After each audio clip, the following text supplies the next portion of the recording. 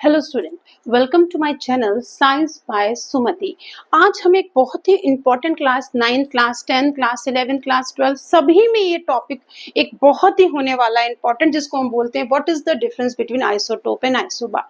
ये question 9th में तो है ही, 10th में भी इसका कहीं ना कहीं यूज है, 11 12th आपको सब में इसका कहीं ना कहीं यूज आएगा, जिसको हमारा बेसिक बिल्कुल क्लियर होना चाहिए कि व्हाट आर आइसोटोप्स।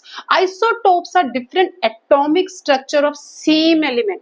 हम एक ही एलिमेंट के डिफरेंट एटॉमिक स्ट्रक्चर को देखेंगे। एक ही एलिमेंट एक है पर उसके डिफरेंट एटॉमिक स्ट्रक्चर देखेंगे, having same atomic number but different atomic mass number.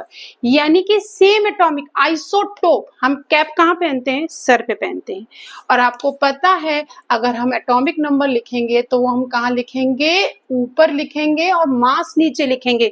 ये हम सीख कर आए 9th में। आप मेरा यूट्यूब पे जाकर वीडियो देखेंगे इस चैप्टर का तो आपको और क्लियर हो जाएगा कि जो हम हाइड्रोजन है एटॉमिक नंबर हम ऊपर लिखते हैं, एटॉमिक मास हम नीचे लिखते हैं। यानी कि जो टोपियां तो सेम है, सेम टोपियां हैं, एक ही एलिमेंट की टोपियां सबकी सेम, पर जो उनके बेस है वो सबके क्या है? डिफरेंट। यानी कि same atomic number but different atomic mass. Condition is necessary same element. ठीक है, एटॉमिक नंबर सेम यानी कि केमिकल प्रॉपर्टीज आर सेम। क्यों? क्योंकि हम पीरियोडिक टेबल पढ़ रहे हैं एटॉमिक नंबर के अकॉर्डिंग। यानी कि नील बोर ने जो एटॉमिक दिए, इसे तो हेनरी मोजले ने कहा कि एटॉमिक नंबर के अकॉर्डिंग ही जो हमारी पीरियोडिक टेबल होनी चाहिए, जिससे हमको एक परफेक्ट पीरियोडिक टेबल पढ़ने को मिली। यानी कि हमारी जो पीरियोडिक टेबल है वो एटॉमिक नंबर पे बेस है। अगर हम किसी एक ग्रुप की प्रॉपर्टीज पढ़ते हैं तो हम उसके सारे एलिमेंट की प्रॉपर्टीज पढ़ लेते हैं। Chemical property same, physical property इसलिए चेंज हो जाएगी क्योंकि एटॉमिक मास अलग हो जाएगा, एटॉमिक स्ट्रक्चर अलग हो जाएगा, इसलिए उसमें क्या हो जाएगा? फिजिकली, यानी कि हमें देखने में वो अलग लिखेंगे पर इंटरनली केमिकली वो कैसे होंगे? सेम होंगे। Is that clear? Number of proton and electron are same.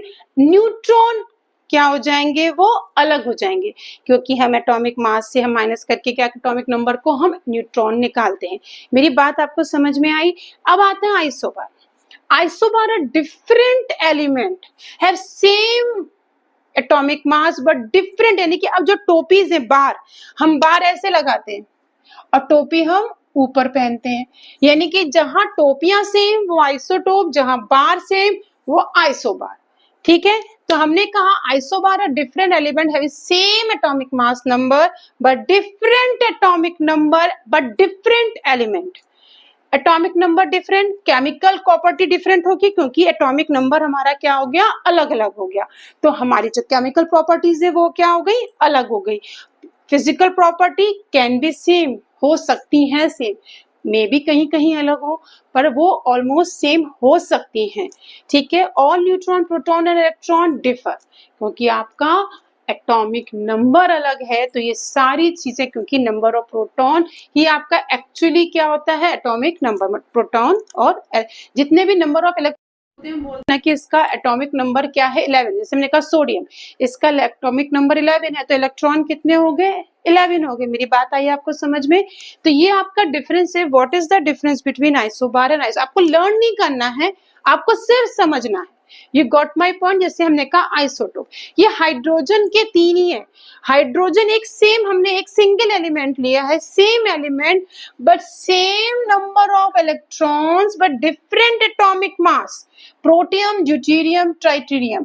यानी कि वो हाइड्रोजन जिसका एटॉमिक मास 1 है उसको प्रोटियम कहेंगे, वो हाइड्रोजन जिसका एटॉमिक मास 2 है वो ड्यूटेरियम, वो हाइड्रोजन एटम जिसका एटॉमिक मास 3 है tritium. Is that clear? Hydrogen का 1 मास नंबर, हाइड्रोजन का 2 मास नंबर, हाइड्रोजन का 3 मास नंबर, पर इन तीनों के पास 1 इलेक्ट्रॉन है। यानी कि तीनों का एटॉमिक नंबर 1 है, शेल भी एक है। Is that clear? तो इनमें न्यूट्रॉन्स हमने कहा, क्या कहा हमने? Protium 1 hydrogen, deuterium 2 hydrogen, ट्राइटेरियम 3 hydrogen. This is the best example of isotope.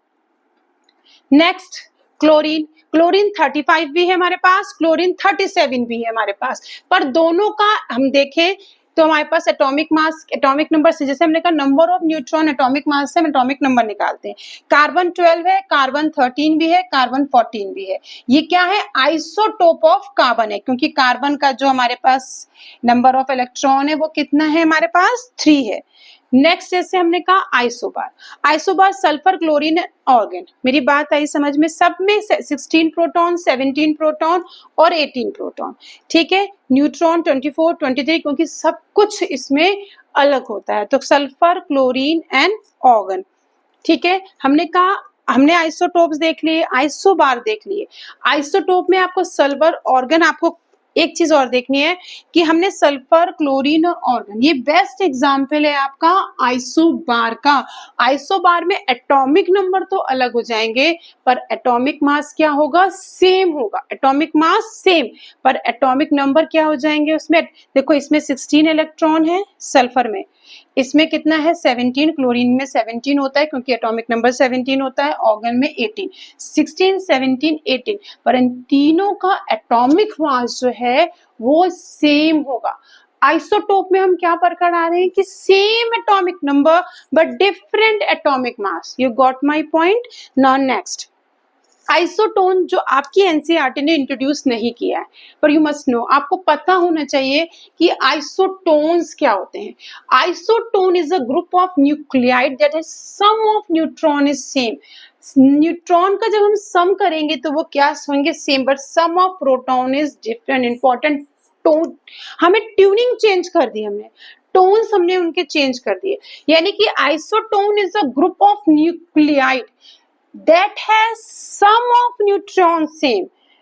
सबके जो सम है न्यूट्रॉन के, अभी आपको मैं एग्जांपल से समझाऊंगी, but sum of proton is different. Example 31 p15 within 32 c6। इसको एक और इजी से देखते हैं हम।